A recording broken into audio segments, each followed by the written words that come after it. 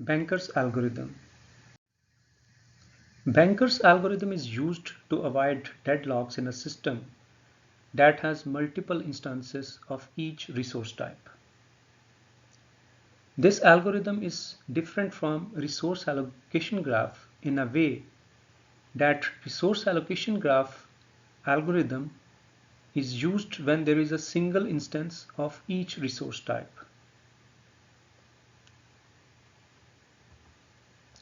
When a new process arrives in the system, it must declare the maximum number of instances of each resource type that it may need. This means upon arrival in the system, every process should declare the maximum demand of resources that a process may need during its lifetime. When a process requests a resource, the system must determine whether the allocation of requested resources will leave the system in a safe state. So whenever a process will make a request for some resource, system will run the algorithm. This algorithm will ensure that allocation of requested resource will leave the system in a safe state. A safe state can be described as a system can allocate resources to each process up to its maximum. This means up to the available resources and the maximum demand of each process in some order and still avoid the deadlock. Then it is a safe state. Remember, the order of allocation of resources to the processes is not relevant. Process may terminate their execution in any order. The important thing here is that system should allocate resources to each process in a way that every process will terminate its execution. If the system would be in safe state, then the requested resources are allocated. That is, upon the execution of this algorithm, if it is determined that system will remain in safe state, then the requested resources will be allocated. Otherwise, if it is found that system will be in unsafe state, then the process must wait until enough resources are available. This means process will wait until that time the other processes have released their resources, so there are enough resources available for this process to complete its execution.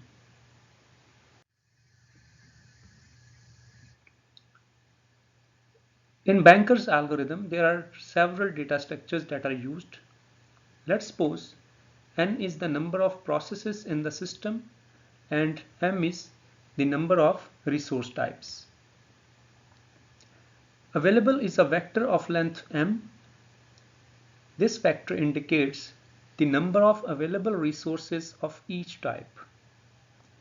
If available j is equal to k, this means there are k instances of resource type Rj available. Maximum. Maximum is n into m matrix. It defines the maximum demand of resources for each process. If maximum ij is equal to k, then process pi may request at most k instances of resource type Rj. Allocation. This matrix represents the resources which are currently held by each process. If allocation ij is equal to k, then process pi is currently allocated k instances of resource type j. Need matrix. This matrix indicates the remaining resource need for each process. If need ij is k, then process pi may need k more instances of type j to complete its execution. Remember, the difference between allocation need is that allocation represents the resources which are currently held by the process, whereas need represents those resources that this process may demand in future. So if we add allocation and need matrix values for any particular process, we will get the maximum number of resources that this process may need to complete its execution. In other words, we can also say that values for need matrix can be obtained by subtracting the allocation matrix values from the maximum matrix values. Safety algorithm. Let's suppose work and finish are two vectors of length m and n respectively. Finish vector will represent the state of the processes, that either a process has finished its execution or it is still running or it needs to complete its execution. Where work vector, it will hold the available resources in the system. We will initialize these two vectors such as work becomes available, that is, work will contain the available resources in the system, and finish I is false for all the processes in the system where I runs from 0 up to n-1. So initially none of the process has finished its execution and work is equal to the number of available resources in the system that can be allocated to some process when the process will make request for these resources. In the second step, we find an I such that both of the following conditions are true. The first condition is that the process state is false. This means process has yet not completed its execution. And the second condition is need of process I is less than or equal to work. This means process need is less than the available resources. That is, its demand for the resources can be fulfilled from the available resources. If no such I exists, then go to step 4. In third step,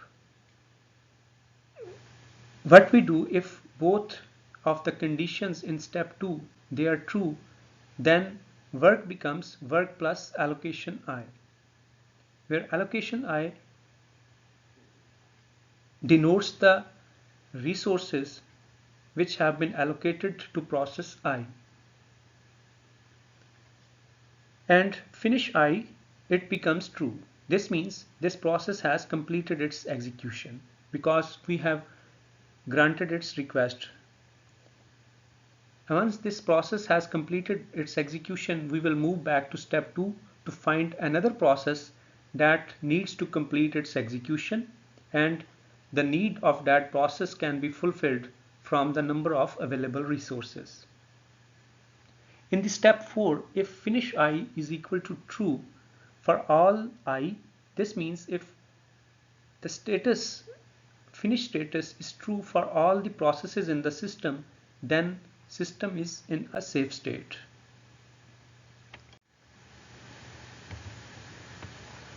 Safety algorithm determines whether allocating the requested resources will leave the system in a safe state or not.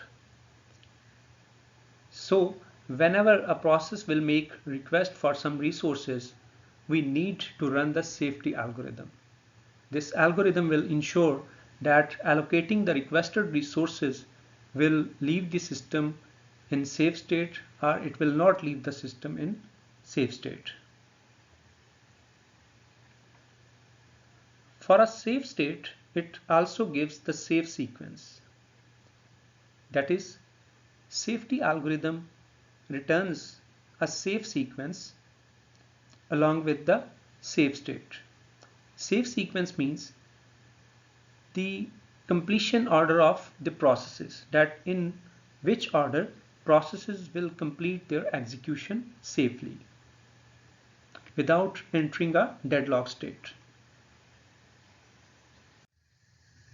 Resource request algorithm.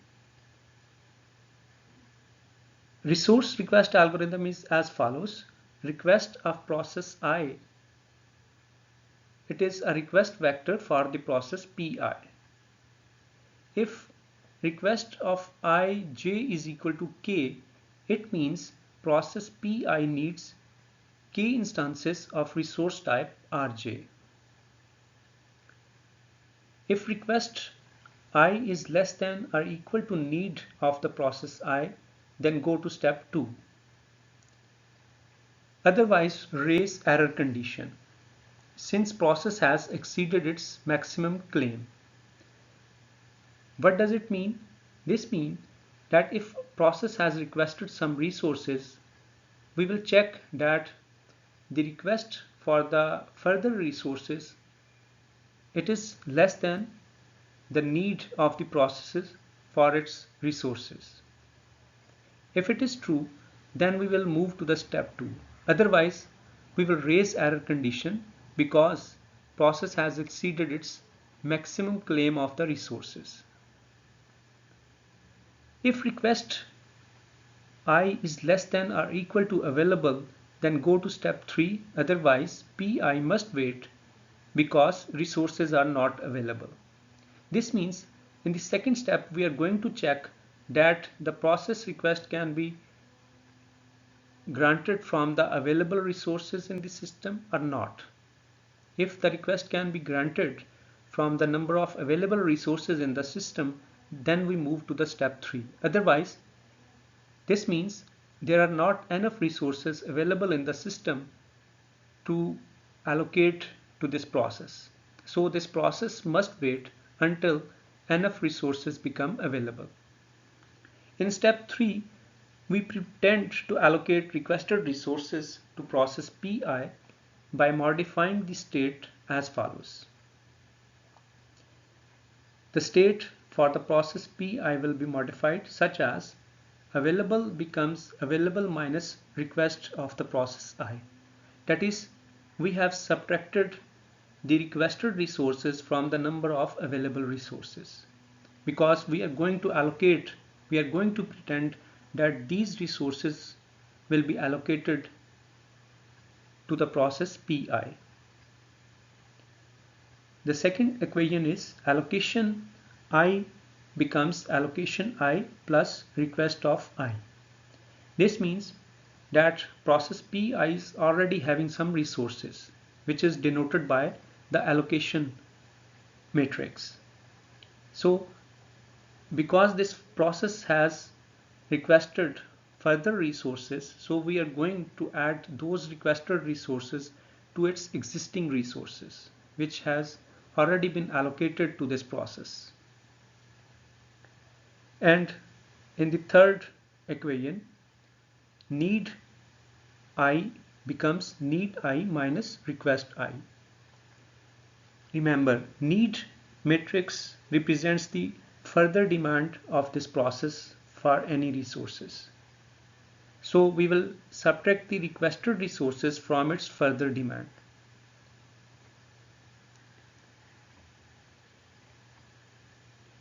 Resource request algorithm is invoked upon every resource request from the processes. This means whenever a process will make request for some resources, this algorithm will be invoked.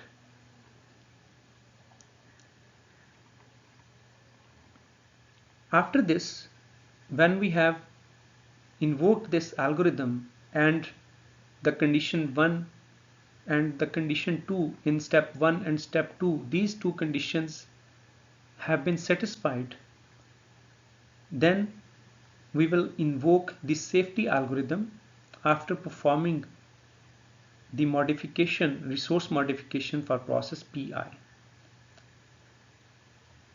Safety algorithm will determine that either resources should be actually allocated to process Pi or not.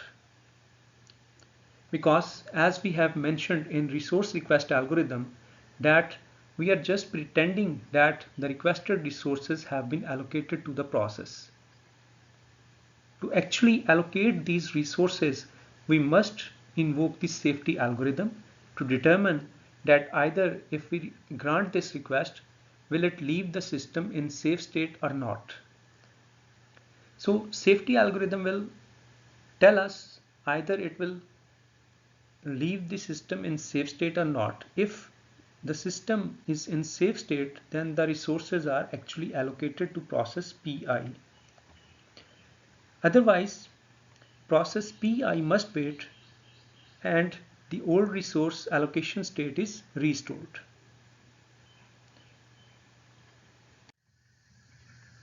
Let's take an example to explain the banker's algorithm. Suppose there are 5 processes in the system, process P0 to process P4, and there are 3 resource types, type A, resources of type B, and resources of type C. There are 10 instances of type A, 5 instances of type B, and 7 instances of type C. At time t0, we have following state in the system.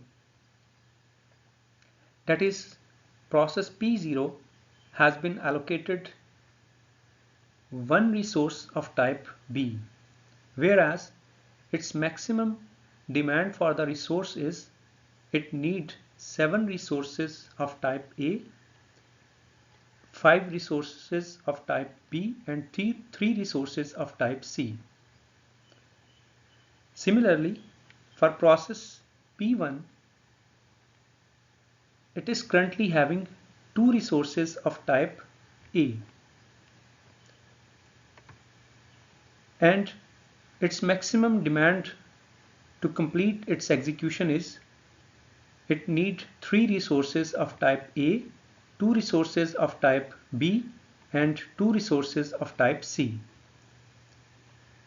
Likewise, we can determine the case for process P2, P3, and P4. For example, for process P3, it has been allocated 2 resources of type A, 1 resource of type B, and 1 resource of type C. And the maximum demand of process P3 is it needs 2 resources of type A and 2 resources for both type B and C to complete its execution. Available matrix, it indicates that currently there are 3 resources of type A are available, as well as 3 are available for type B, whereas system has 2 instances of type C. So these are the available resources with the system that can be allocated to a process whenever a process will make request for the resources.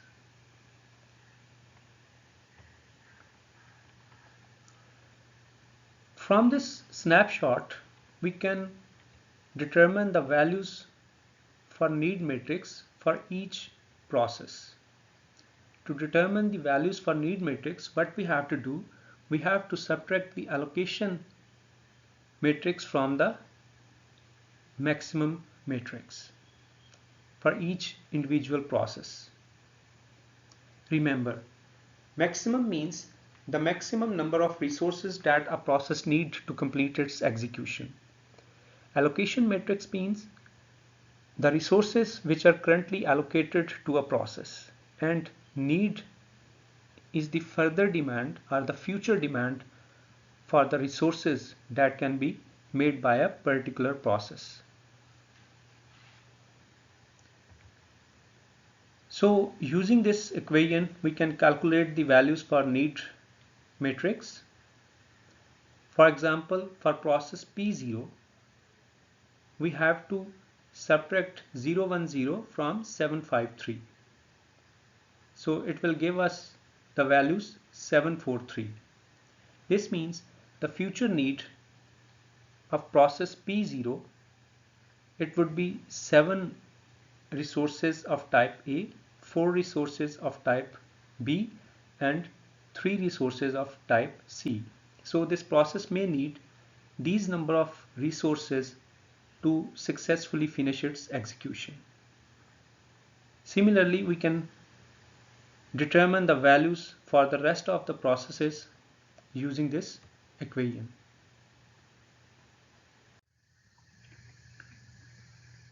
Hence, at time t0, we have this snapshot in the system.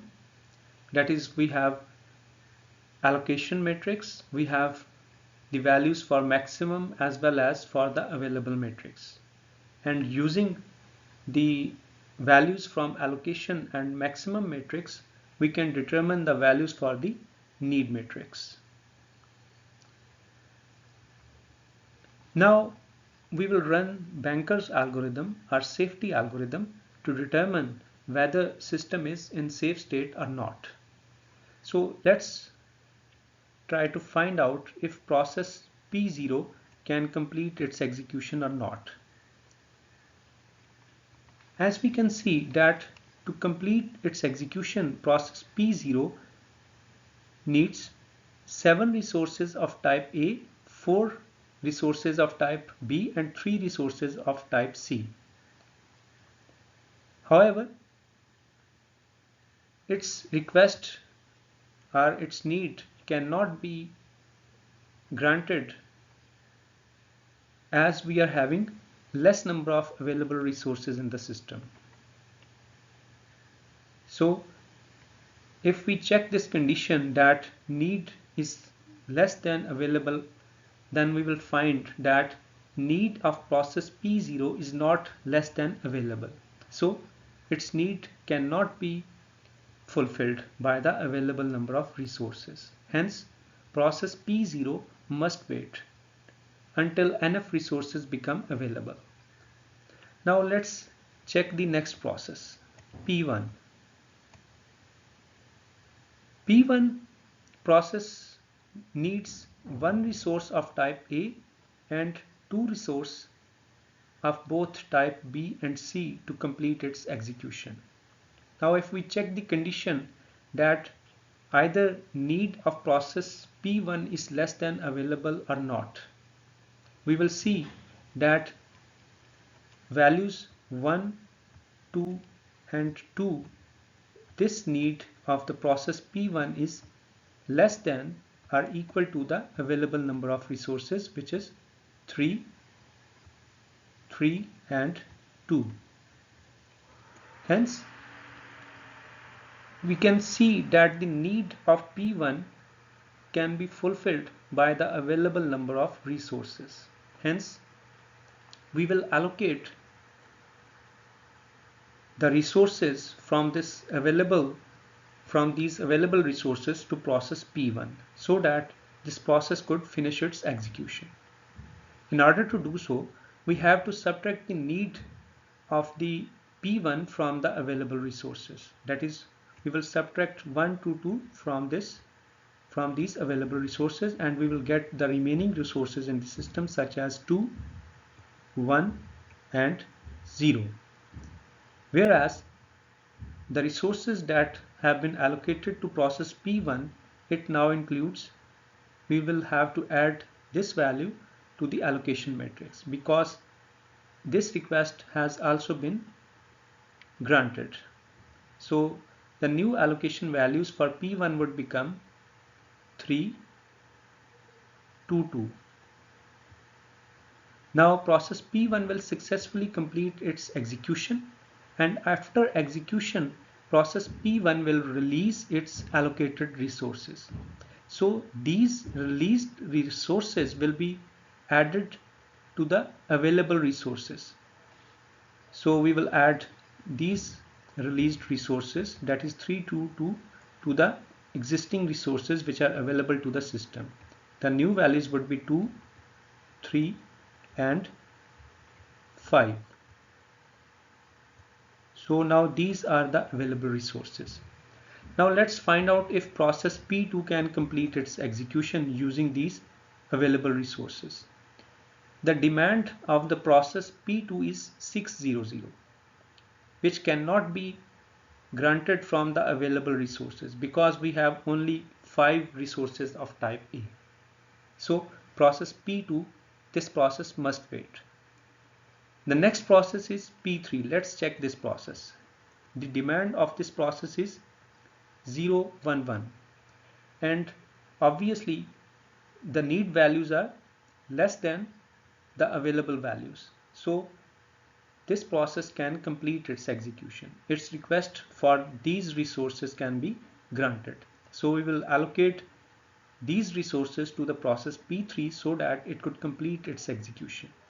And in the same manner, we have to subtract 011 from 532. So we will subtract these values to update the available matrix. So it will give us 1, 2 and 5. These are the new values for available. Whereas allocation matrix will be updated for process P3. It would become now 2, 2 and 2. Now process P3 will successfully complete its execution, and after completion it will release its allocated resources, which are 2, 2, 2. So these resources will be added back to the available resources, and we will get 7, 4 and 3. Now these are the available resources in the system. Similarly, next we will check the process P4, either it can complete its execution or not. Remember, P1 and P3 has already completed their execution. Okay, for P4, its need is 431. Now 431 can be fulfilled from these number of available resources. Hence, we will allocate these number of resources to process P4 so it could complete its execution, and after its execution it will release the allocated resources that can be next used to finish the execution of this waiting process P2.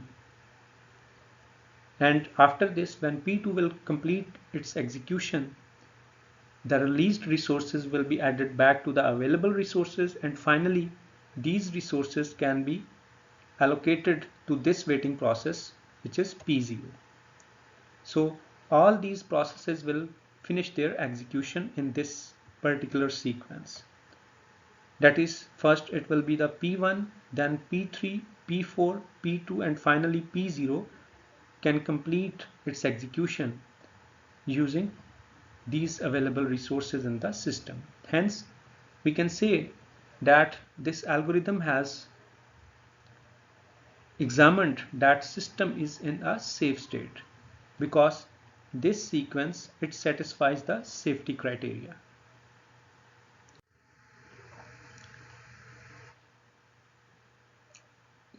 We have this snapshot of the system. It shows the 4 processes as well as the values for the allocation matrix, need matrix and available matrix.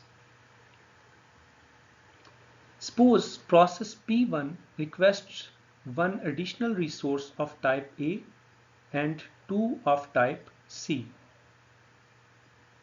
So this means process P1 has requested one resource of type A, 0 resource of type B and 2 resources of type C. So this is the current request from process P1. Now we will check that either this request can be granted from the available number of resources.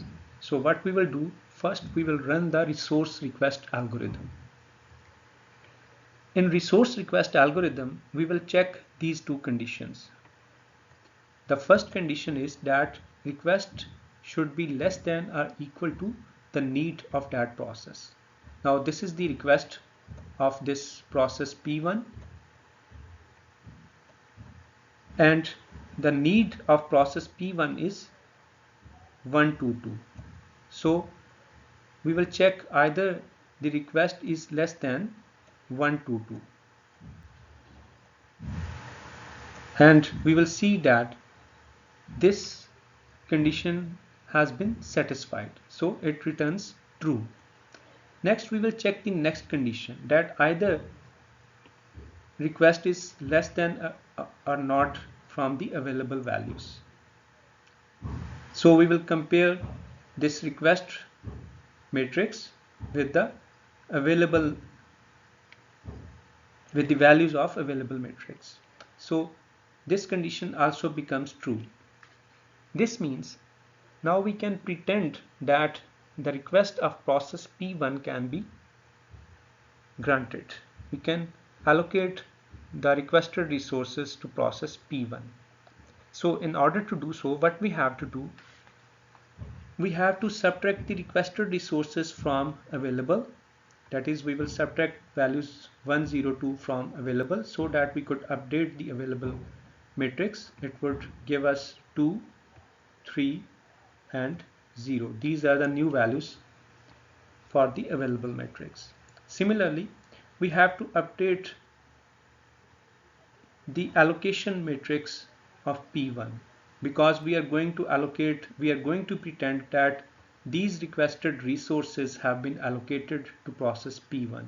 So 102 will be added to this, and we will get new values such as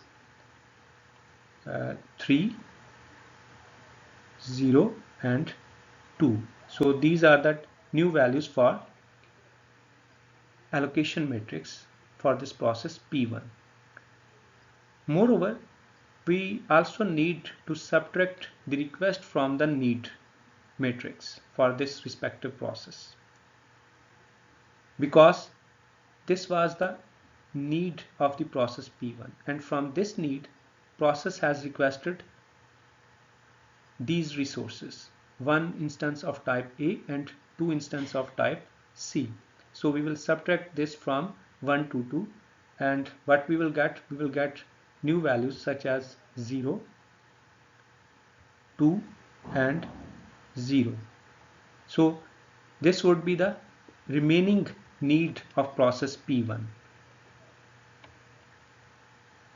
Now after this, when we have pretended that resources have been allocated and we have updated the three matrices, that is allocation matrix, need matrix and available matrix, then we will invoke the safety algorithm.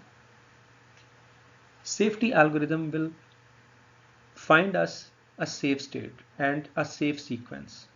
So executing the safety algorithm shows that sequence P1, P3, P4, P0 and P2 satisfies the safety requirement.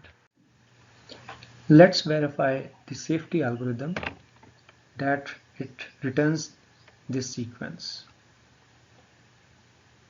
Having this snapshot of the system, we can see that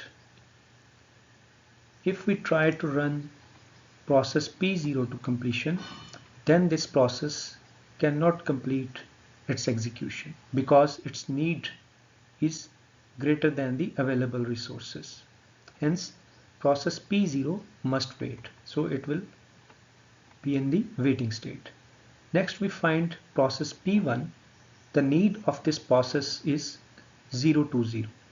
This need can be fulfilled from the available resources. So we have to subtract 020 from the available resources, and the new available resources would be 2, 1 and 0.